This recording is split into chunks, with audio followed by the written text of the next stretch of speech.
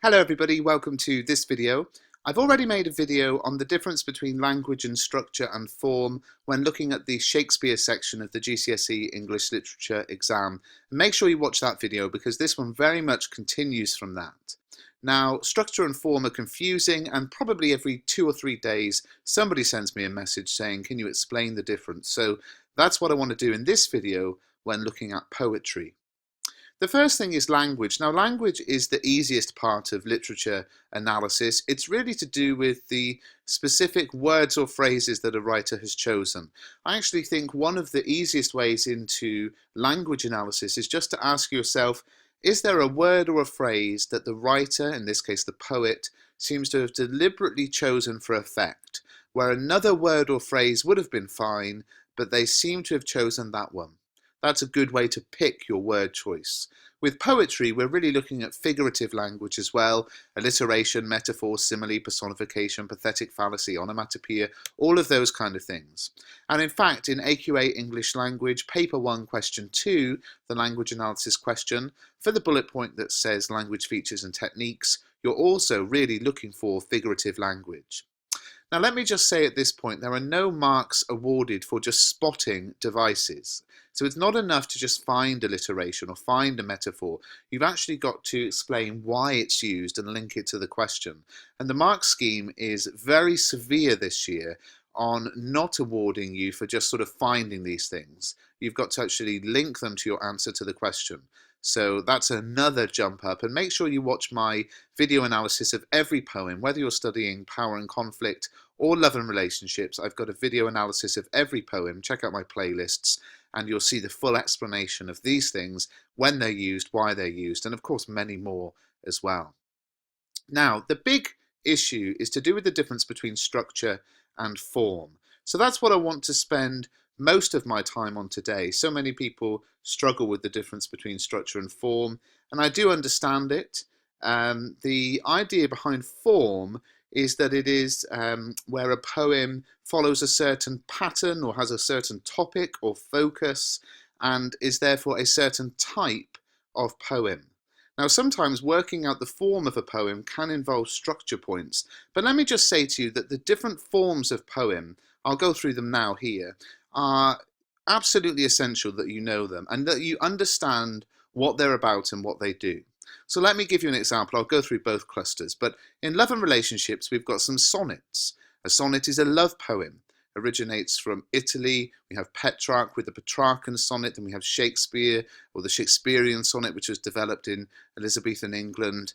And, you know, obviously a poem like Sonnet 29 is a sonnet, but also When We Two Parted and Mother Any Distance have elements of the sonnet form, but not quite fully conform to it, which is something you can analyse in itself. So you need to know about a sonnet, the 14 lines, the iambic pentameter, and ultimately being a poem about love. Sonnets are about love. Petrarch, the originator of the Petrarchan sonnet, was in love with Laura. It was unrequited love, and he wrote 366 sonnets about her that followed such a strict pattern, a strict regular order, and that's what a sonnet is. And it slightly changed when Shakespeare developed or became famous for the Shakespearean sonnet, but you need to know about the sonnet form. The dramatic monologue. Love's Philosophy is a dramatic monologue, as is Porphyria's Lover, as is Sing Song. Before You Are Mine has some elements of the dramatic monologue form, but it's not a complete dramatic monologue.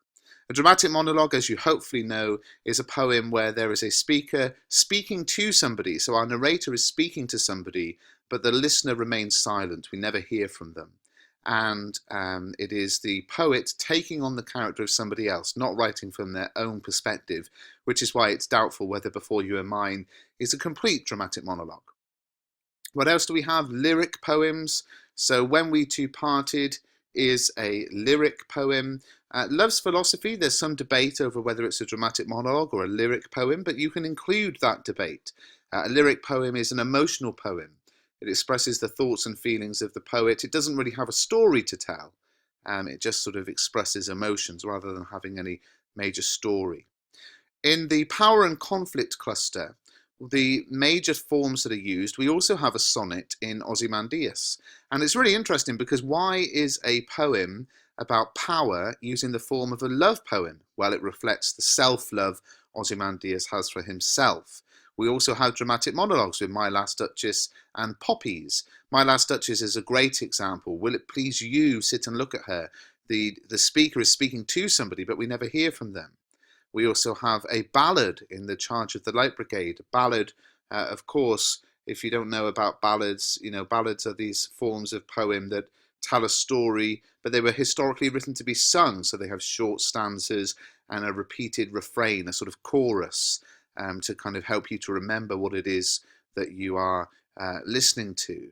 We have an epic poem in Extract from the Prelude, and an epic poem is a long, serious narrative poem about a significant event, and it features a hero, and you can actually interpret Extract from the Prelude or this extract as suggesting that nature is the hero. Now let me just say again, you do need to know these forms and you need to know the conventions of these forms, but you need to explain why they're important. So for example, the dramatic monologue form in My Last Duchess presents the controlling aspect and the domineering power of the Duke of Ferrara, our narrator. Because, literally, through using the dramatic monologue form, we do not get to hear anybody else's voice, and that shows the sort of domineering, one-sided aspect of the relationship with him. So you need to be able to pick out the forms and actually say why they're used and why that is important. So why is Mother Any Distance almost a sonnet? Well, it's because, there's this loving relationship with the mother, but it's becoming to a changing point, and it's coming to a place of breaking as the relationship moves on, as the sun moves out, and as a result, it's not the perfect sonnet because the relationship is strained.